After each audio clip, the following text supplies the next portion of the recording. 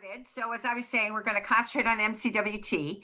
And tomorrow night, because today, by the way, is May 24th, on May 25th, MCWT is having an exciting virtual ConnectNet called Avoid Business Transformation Tragedy. And the two panelists, one of them is Angie Tuglas. Now, Angie has spent easily a quarter of a century in the whole area of change management and consulting in change management. She's worked for some of the biggest change management companies, at least in our region. And on May 11th, she also finally published and had out on Amazon her book, Transform Ma Bull. And actually, she would tell you that most change management processes are indeed formidable.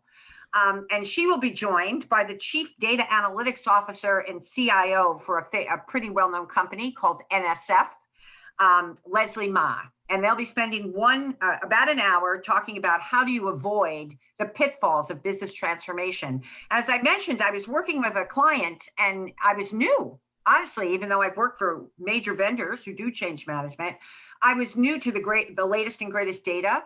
And some of the 10-year data that I've been looking at says that a lot of change management fails. Over 75% is the latest statistic. And that's been correlated to Harvard and to McKinsey, and actually Accenture are both publishing that big time based on their own anecdotal data. So this should be, for many of us, an exciting ConnectNet. And in order to register, and registration will stay open until noon tomorrow, you can go to www.mcwt.org and touch the events button, and it'll be the very first thing there. And then another learning opportunity for the adults, for the members and some of our stakeholders and constituents, is coming up on Thursday, June 3rd. And this is of great relevance. And a good friend of mine, Vishaka Radia, who has a long and very robust career at Cisco and is now working as a consultant at Stellantis in the communications and strategy area. She's going to be joined by John Bloomer, who is from Checkpoint Technologies, and he is a technologist. And they're going to be looking at the dark web, which most of us have heard quite a bit about. The name of this particular Lunch and Learn, it's going to run from 12 noon to 1 p.m. to accommodate people doing it over their lunchtime. And the name of it is Down the Rabbit Hole. So registration for that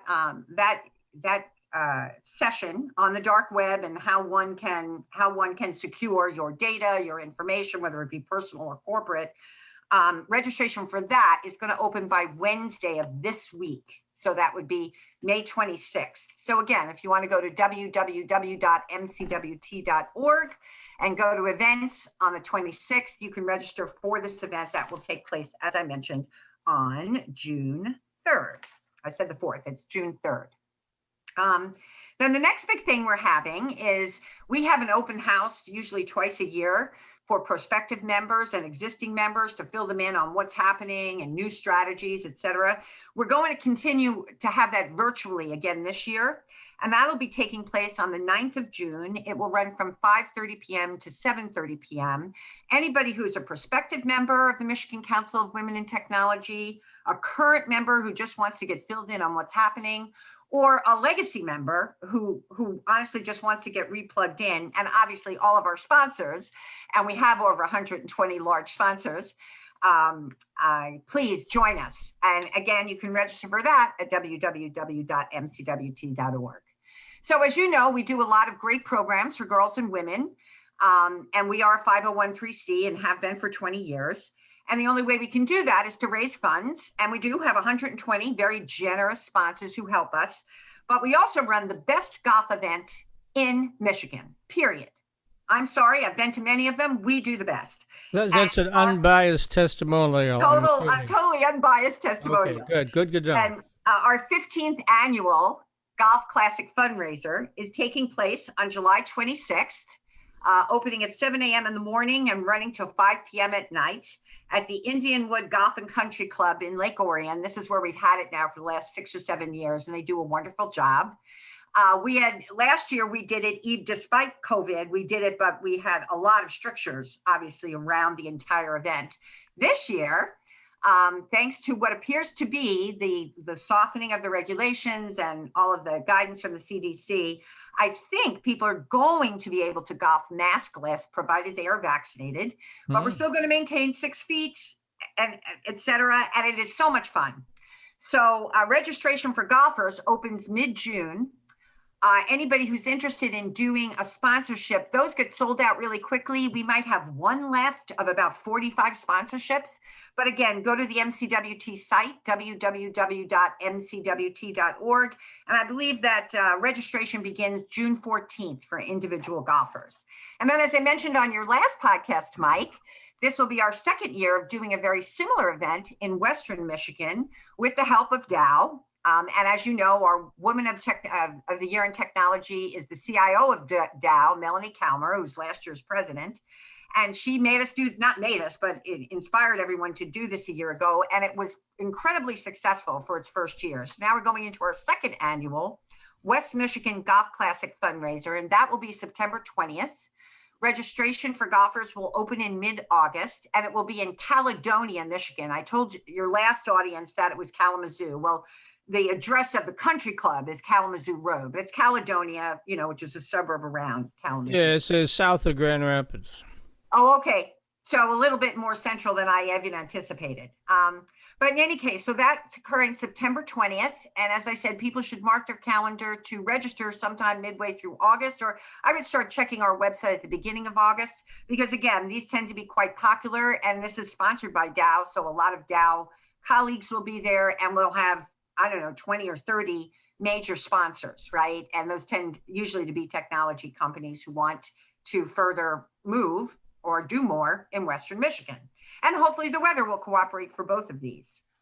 And then, of course, as you know, from almost the beginning of MCWT, and I was there almost from the beginning, we've always had, and we started to grow them, summer camps for girls. So last year, instead of doing them in person, we usually did 14 of them at various sites throughout southeastern Michigan.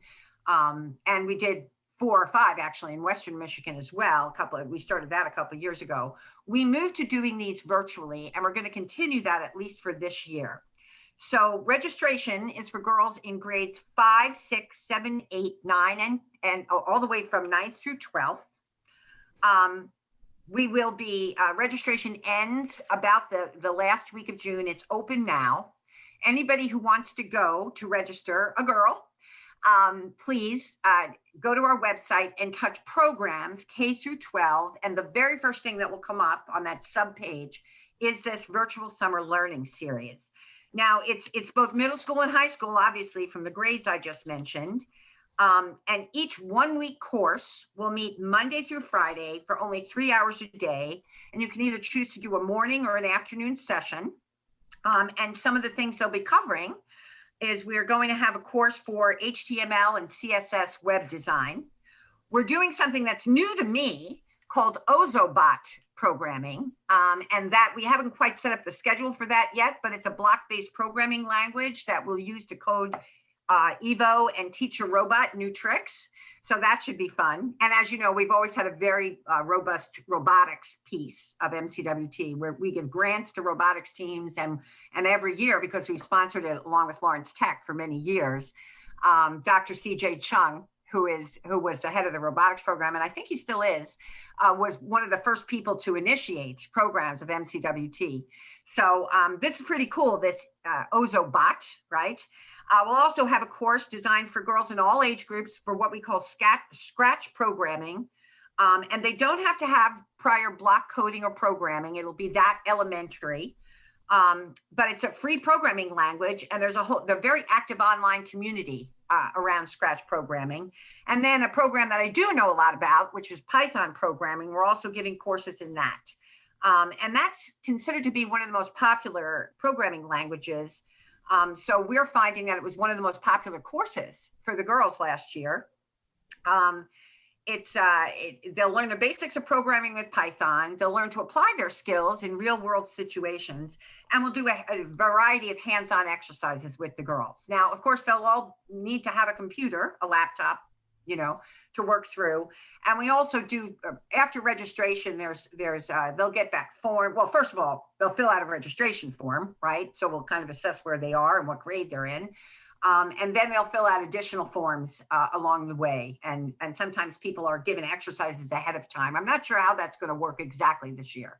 But again, if you go to www.mcwt.org, touch K through 12, and then the subpage will bring you to our virtual summer learning event, which is pretty exciting.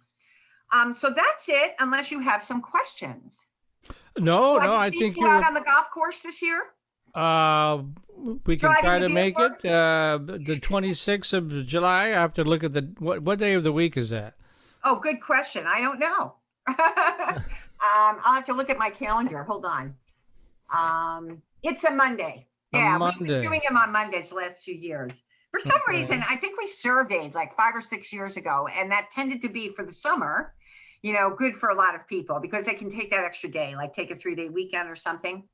So again, it gets sold out really fast, but members of the media, particularly great supporters like you, are always welcome to come for breakfast or lunch, or we usually have a little bit of repast at the end of the day. It's not a full dinner, but it'll be something. Well, I need to talk to the young Matthew, but maybe we could do a remote from there. That'd be fun. As long as there's a good connection out there, we could probably handle that. So, yeah, a couple of years running, I don't golf. Dale drags me onto the course sometimes, but I'm not a good golfer, right? So a few years running, I didn't do it the last 2 years, but 3 or 4 years, I was there tweeting literally from the event. And no matter where I went on the course, whether I was at one point I was using a tablet, I was certainly using my laptop when I was sitting back in the clubhouse, but then my phone, everything seemed to go through really well. So that's my only experience of it. But I remember that they're extremely hospitable, the folks who run that particular course. And they've been a lot of experience now with us. And it'll be exciting. We have 120 sponsors, everybody from Ally Bank to Oracle to IBM, to all the big vendors and quite a few of the regional big players in technology, whether they're users or purveyors of solutions. So you'll meet a lot of people and maybe some you don't know. I've never heard of Nutanix until 6 years ago when they were a sponsor. And of course, now I'm really excited, right? Because I watch CNBC like a junkie would, and Nutanix is all over their particular broadcast quite a bit, right? Okay, one more time. People can go to what website address to get all this information and sign up and all that jazz? Right. Well, 2 things. Anybody wants to listen to timeless podcasts with women leaders in tech, go to www.diva, D-I-V-A, tech, T-E-C-H, talk, T-A-L-K.com. And I'll be talking about our podcast next month, hopefully with you. And then for the Michigan Council of Women in Technology Foundation, a 20-year-old organization dedicated to the mission of making Michigan the #1 state for women and girls in tech, you can go to www.mcwt.org. Traditional 4-year students love Lawrence Technological University's thriving campus life. But LTU has always met non-traditional students' needs too. Lawrence Tech offers over 100 degree and certificate programs that can get adult students started or back on track. And most of our classes are conveniently offered evenings at our beautiful Southfield campus or online, so you can balance your social, family, and work life even while you power up your career. Lawrence Tech, where Blue Devils dare.